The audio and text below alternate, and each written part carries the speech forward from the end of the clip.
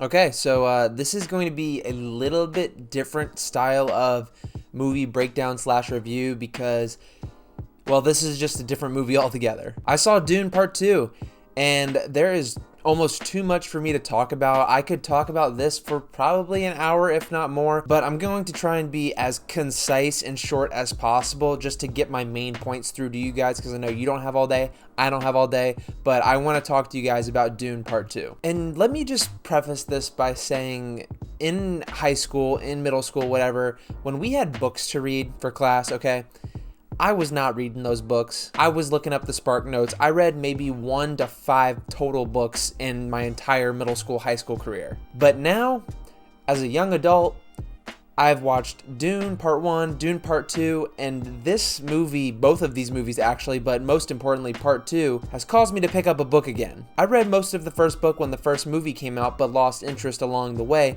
But seeing this second movie has reignited some sort of intrigue in science fiction and just so many other things. I really can't describe it in words, but I am so invested in this story and these characters and this world that I'm reading a book, and that's rare for me. That's just a little side note of how this movie sat with me and what this means for the future of the Dune franchise, as well as just the future of movies in general. It's been so long since I've come out of a movie where, while I didn't think it was the greatest thing I ever saw, I still am so interested and care so much about the future of this story that I'm picking up a book and reading it when I don't like to read. That's how well this is written.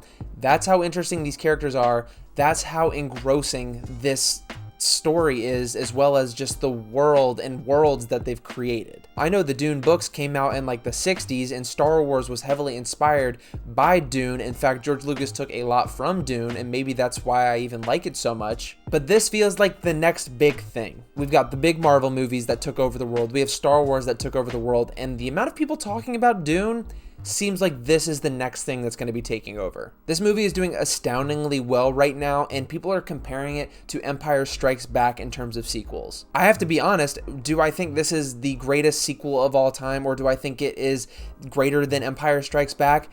No, but the more days that go by after seeing it, I am appreciating this movie to a dangerously high level where I could put it up against Empire Strikes Back, maybe. And also to add to that, this is one of the rare movies where I am so excited to see it again. It kind of reminds me of Oppenheimer. It's so dense with material and themes that one viewing really is not enough, especially considering the price of movie tickets and just the price to go to the movies in general. Me saying that I'm going to see this movie again for sure should tell you something. Now, I haven't gotten into any spoilers in regards to the story of this movie, so I'm going to start doing that now in my more traditional breakdown sense, but this is going to be just a casual conversation about this movie and how it has wowed me even more even after seeing it. And the days since I've seen this movie, I've thought about it more and more and have just wanted to dive into this story as much as I can. Let's start off with the characters. We have Paul Atreides, played by Timothee Chalamet, and man, this dude proved to me in this movie that he can act. But what's so wild about it is, while he is the main character and he is giving an incredible performance,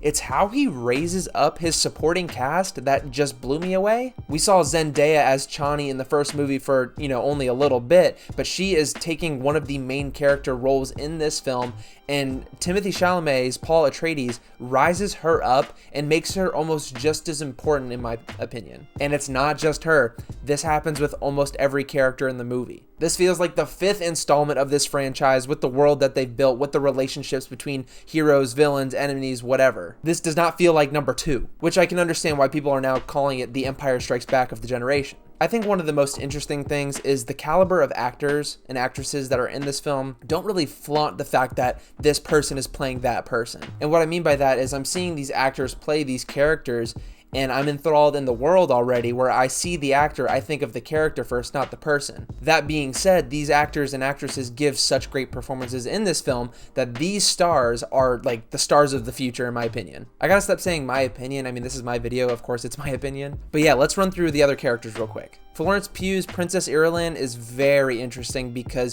she's new to this movie, and she does get introduced a little bit earlier in the book, I believe. But I'm not going to be making comparisons to the book because, again, I just finished the first one. I'm I'm going to read Messiah next, which is going to be Dune Part 3. But immediately, I'm interested in her character because of her connections to the Bene Gesserit and how her father, the Emperor, is connected to her and what they're going to do. And I don't know anything about the third book, so I'm just speculating here on what can happen next. And I think that's the most important thing about this film, is how it sets up the future while being a definitive sequel at the same time. A lot of people said the first one was slow and it sets up the second movie, and while I agree with that, I don't think the second one is a definitive ending either. But it does stand on its own as an integral piece to the story, 100%, same as the first one. So yeah, Florence Pugh, fantastic. I was very surprised. And then of course we have the Emperor, played by Christopher Walken. I didn't even know Christopher Walken was in this movie, and when he popped up as the Emperor, I was shocked. Stellan Skarsgard as the Baron, again, super evil, super gross. I think he had his moment to shine in this movie, but I do think he had more time in the first one. Javier Bardem as Stilgar is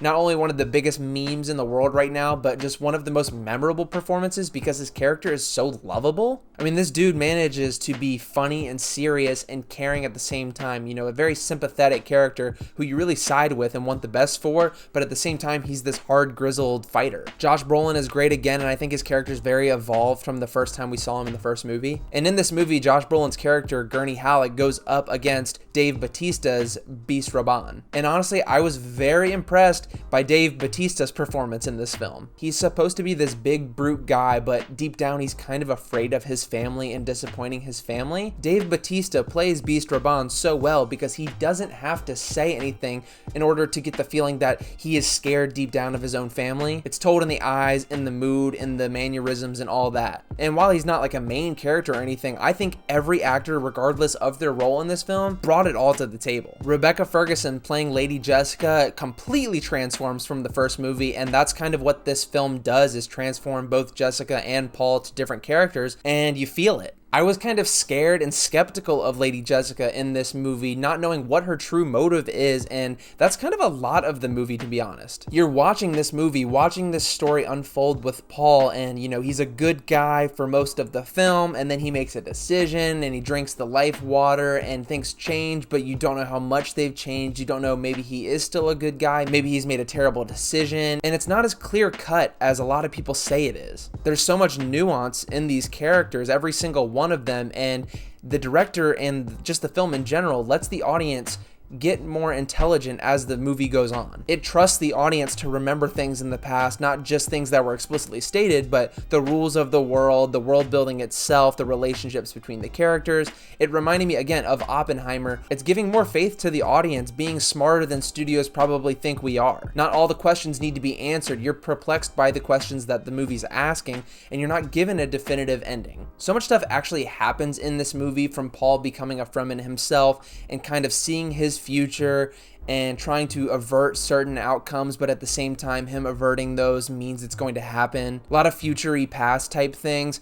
and we haven't even talked about the villain yet. The main villain of this story, besides the Emperor and Baron Harkonnen, is Feyd-Rautha. Feyd-Rautha is played by Austin Butler, and my god, this is not a horror movie, but the whole sequence is terrifying when they introduce his character. Seriously, I love horror movies. I've seen so many scary movies. This freaked me out. Like, I do not ever want to cross anyone like this guy. His introduction is done so perfectly, and by the end of the movie, I wish they would have had him in even more. And I know that, you know, the story has to go a certain way, and I like what they did with the ending with him fighting Paul, and especially with the VFX and the music and everything, which I'm getting ahead of myself. Let me keep talking about the villain for a second. You can feel he was unhinged. You can feel he was evil and he was power hungry, and at the same time super childish but super powerful. I think one of the overarching messages in these films are going to be power and what this power means to certain people. We have Paul, who wants power to free the Fremen and bring them to paradise. We have the Harkonnens, who want power to please the Emperor and become more powerful and more rich. And we have the Bene Gesserit, who are just trying to control absolutely everything. I can't talk about the world building enough in this movie. Just the idea of the Bene Gesserit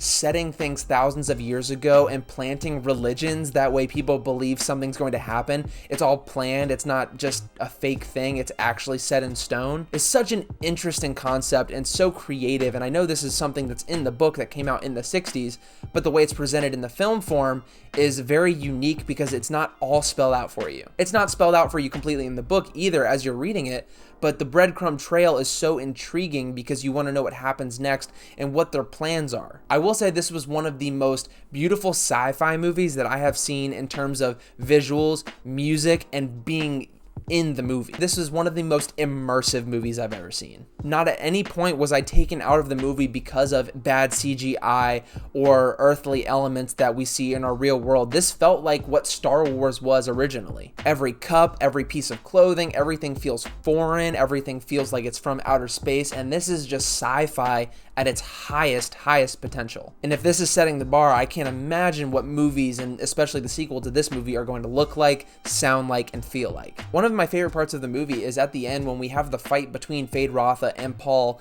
and there's no music at all. It's brutal, there's high stakes, and we kind of know the outcome of this, but at the same time, I still felt like my hero was gonna lose. And by the end of the movie, you question yourself on supporting this main character. Is he making the right decisions? He knows the future, he knows the past, he knows everything, and that allows you to not be reliable either. You think he's doing the wrong thing by drinking this water and taking all of these Fremen people to kill all of the people in the other houses, which he hasn't done yet, but that's kind of the plan. But remember, this character is smarter than the audience. He's smarter because he's seen the future. He knows beyond the point of our small perspective of the 2-hour movie. It's so interesting. It's just so weird. And the performance by Timothee Chalamet is elevating that to another level, especially in the scene where he commands all of the Fremen to kneel to him, and he is the Maudib, and he's the chosen one essentially, and he actually speaks out at somebody, revealing their own past with their families. I mean, he knows it all. I loved the callbacks to the first film as well, with Paul's father, Duke Leto, who dies in the first movie, telling Paul that he didn't want to lead, but he was called to lead. For the first half, if not 3/4 of the movie, Paul does not want to be this religious godlike figure. He just wants to lead these people to a better life. And while he still is doing that after becoming this Messiah God figure,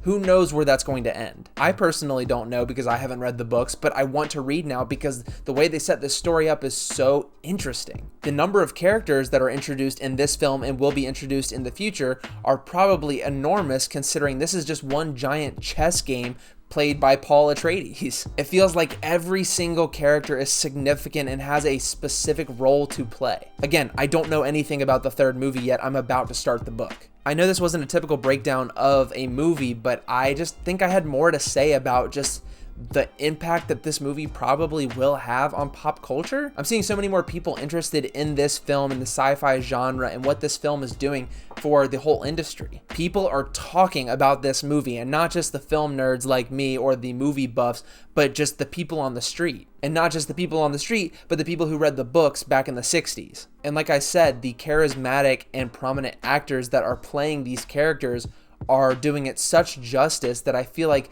these characters can become iconic in the near future. Iconic in the sense that we know these characters by household name like Darth Vader or Gandalf or something like that. I mean, they kind of are currently, but I'm thinking that these characters are going to stand the test of time. That's how impactful I think these first two movies are, especially the second one. And while I don't know if this is the middle piece of a trilogy, I do think that this is a jumping off point to what determines the rest of the saga, or at least one more film. Again, none of this movie feels earthbound. It all feels alien, but since we've been exposed to it for a while, we start to understand as if we live with these things in real life. Such as the still suits, the clothing, the knives, we all get it. That's how you build lore, that's how you build a universe. Lastly, one of my favorite scenes of the movie is when Paul finally rides the sandworm. Did I know that was gonna happen? Yeah, I did. But was I getting chills when he was trying to do it and almost failed? Yeah. Even though I knew the outcome, it was just so intense and so grand, and the music playing, the sounds, the scale of the worm, Paul standing up finally, the music playing in the background, Chani seeing Paul conquer the sandworm. If there's one word I have to use to describe it, it's just impressive. When I left the theater, I wasn't thinking to myself, this was the best movie I've ever seen, this wasn't the best sequel of all time, but this movie is powerful in a sense where days later, I'm still thinking about it. If you've seen this movie, leave a comment down below of what you thought, what your favorite characters were. I just want to read all of your comments. I read every single one, and I most likely will respond. But let's open up a dialogue. Let's talk about this film, because there's so much that I feel like I missed. That's why I think a second viewing, maybe even a third viewing, is so essential for this movie, because it's so dense, and not in a bad way, but it reaffirms so many things from the first movie, and I can tell it sets up things for the third movie. Again, just a game of chess. I really cannot wait to watch this again. I'm going to watch it again probably this weekend. So guys, if you haven't seen this movie, I really recommend it. You're going to get everything that a film should offer you: escapism into a new world, a story with emotion, characters, visuals that will blow your mind, sound and music that will elevate the characters themselves and the story itself. It's just a wild, great time. Even though it may not be the happiest movie, it may not be the most drastic, dramatic movie you've ever seen, it's downright impressive. So guys, thank you so much for watching. Again, I know this is a different style video. I just thought I'd talk about it. I know I don't normally do other things besides like Star Wars, Marvel, and other pop culture things like that, but this seems like a big pop culture phenomenon, and I think this is the future of what sci-fi should be in general. So yeah, thank you so much for watching, and I will see you all very soon.